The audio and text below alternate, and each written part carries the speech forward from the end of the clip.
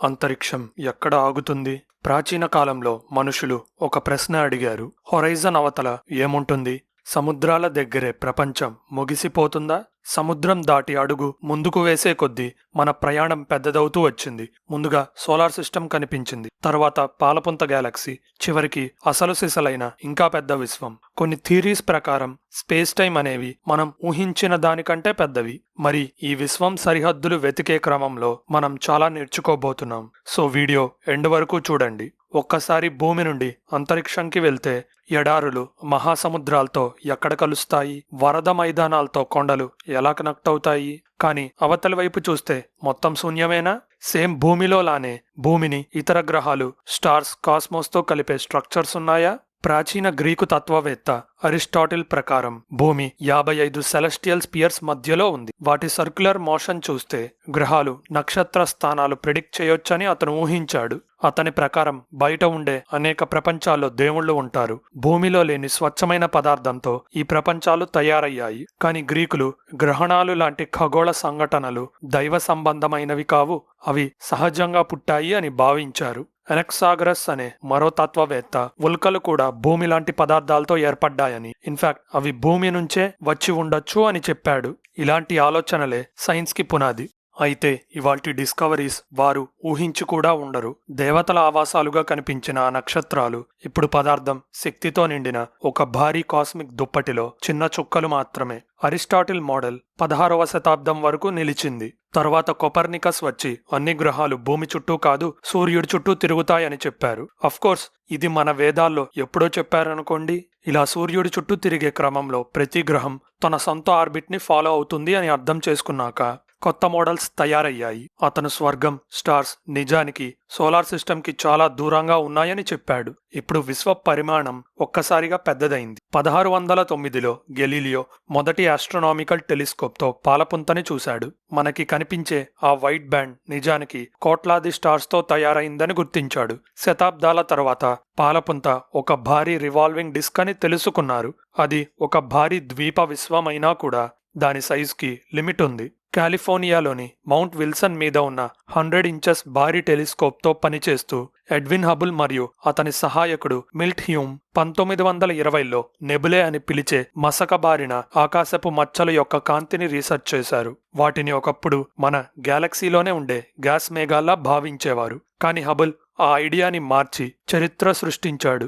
అవి నిజానికి మన గ్యాలక్సీకి బయట ఉన్న స్వతంత్ర గ్యాలక్సీలు అని ఆయన కనిపెట్టాడు. ఇంకా ముఖ్యంగా మనకి చాలా దూరంగా ఉన్న గ్యాలక్సీస్ మన నుండి చాలా వేగంగా దూరంగా జరుగుతున్నాయి. అంటే పాలపుంత నుండి దూరం పెరిగే కొద్దీ గ్యాలక్సీస్ దూరంగా జరిగే వేగం ఎక్కువవుతుంది అని గుర్తించాడు.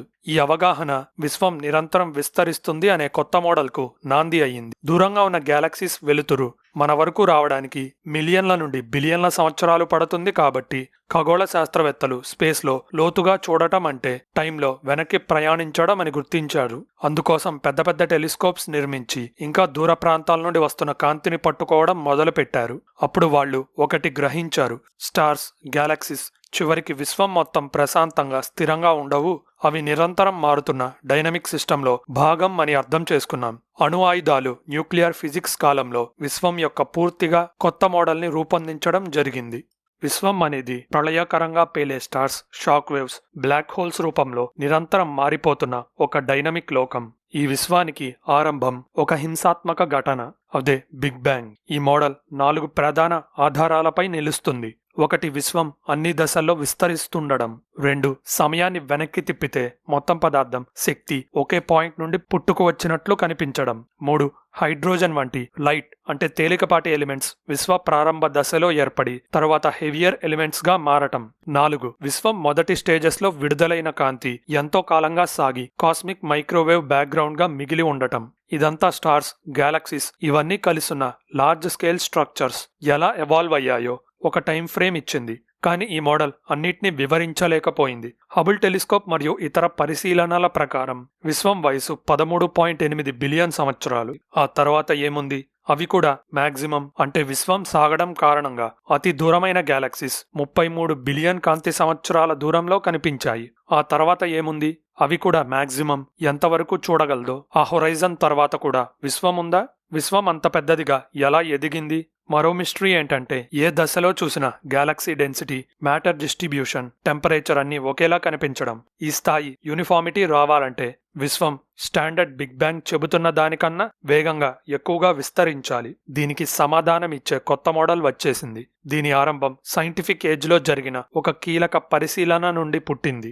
1990 ఏప్రిల్ 24న space shuttle Discovery Hubble telescope ని భూమి ఆర్బిట్లో ప్రవేశపెట్టింది. కానీ దానికంటే 5 నెలల ముందే మరో ముఖ్యమైన లాంచ్ జరిగింది. Cosmic observation background explorer Kobe విశ్వం పుట్టిన వెంటనే విడుదలైన మైక్రోవేవ్ కాంతిని గుర్తించడానికి పంపబడింది.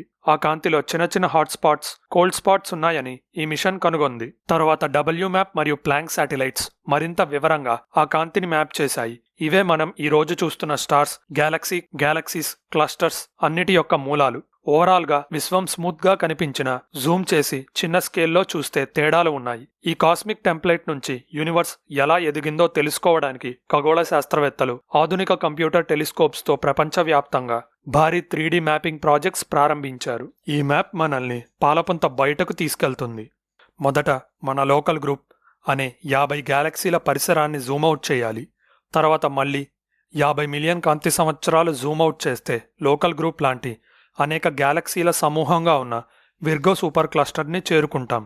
ఇంకా జూమ్అవుట్ చేస్తే గ్యాలక్సీస్ కలిసి విశాలమైన గోడలు, ఆర్క్స్ రూపంలో కనబడుతుంది. మరింత పెద్ద స్కేల్లో చూస్తే విశ్వం ఒక స్పైడర్ వెబ్లా కనిపిస్తుంది. అంటే గ్యాలక్సీ ఫిలమెంట్స్, వాటి మధ్య భారీ ఖాళీ వాయిడ్స్ని చూడొచ్చు. ఈ మహానిర్మాణాల పుట్టుకను అర్థం చేసుకునేందుకు ఒక కొత్త మోడల్ వచ్చింది. స్పేస్ వాక్యూమ్లో మ్యాటర్ యాంటీమ్యాటర్ జంటలు నిరంతరం పుట్టుకొస్తున్నాయని తెలుసుకొని శాస్త్రవేత్తలు ఇన్ఫ్లేషన్ థియరీ ప్రతిపాదించారు. డిఫ్యూజ్ ఎనర్జీ ఫీల్డ్స్ ఒక్కసారిగా హై ఎనర్జీ స్టేట్లోకి జంప్ అవ్వడం వల్ల విశ్వం పుట్టినప్పుడు స్పేస్ టైం అక్షరాల ఇన్ఫ్లేట్ అయింది, అంటే ఉబ్బింది. ఈ ప్రైమోడియల్ ఫ్లక్చువేషన్ ప్రెషర్ వేవ్స్ అంటే ఒత్తిడితో కూడిన తరంగాల్ని సృష్టించాయి. విశ్వం పెరుగుతున్న కొద్దీ ఈ అలలు మ్యాటర్ డెన్సిటీలో చిన్న తేడాలు తీసుకువచ్చాయి. వాటి ఎఫెక్ట్ని గ్రావిటీ ఇంకా పెంచింది. ఇవే ఈరోజు మనం చూస్తున్న గ్యాలక్సీ నిర్మాణాల బీజాలు.